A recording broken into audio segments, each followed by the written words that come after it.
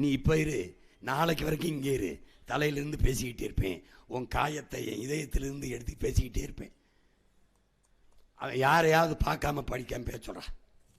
கழக ஆட்சியிலே நம்ம மகளிருக்கு 1000 ரூபா கொடுத்தோம், இப்போ 2000 கொடுக்குறோம். எங்கள் ஐயா நாம் வங்கி கணக்கில் 10,000 போடுறோம். இவர் நாம் 2,800 ரூபா கொடுக்குறோம். நம்மால்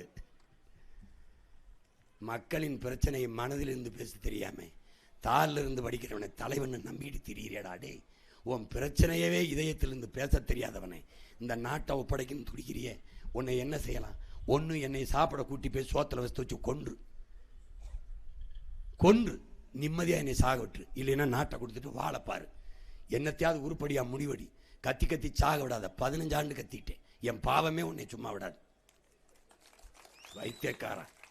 பைத்தியக்காரா எத்தனை ஆண்டா கத்துறது? எத்தனை ஆண்டு கத்தி முடிச்சு தேர்தல் முடிஞ்சு போனா டாக்டர் கூப்பிட்டு உள்ள குழாயை விட்டு காட்டுறான். இந்த பாரு என்ன பாடுபடுத்தி வச்சிருக்காங்க, புண்ணா இருக்கு, இப்படியே பேச்சிருந்தா புட்டுக்கிட்டு வந்துட போகுது. பைத்தியக்காரா இங்க பாருடா, 4 மதில் அந்த சுவரை அது என்னடா சின்ன இதுதான்டா, இவ்வளோ போட்டு அடிச்சு புண்ணா இருக்குது. 2 மாசத்துக்கு பேசாம இருக்கணும். அதை தவிர வேற ஏதாவது மருந்து இருக்காக்க கொடு எனக்கு. நான் மூச்சை இழப்பேன், பேச்சை இழக்க மாட்டேன். உனக்கு புரியுதா?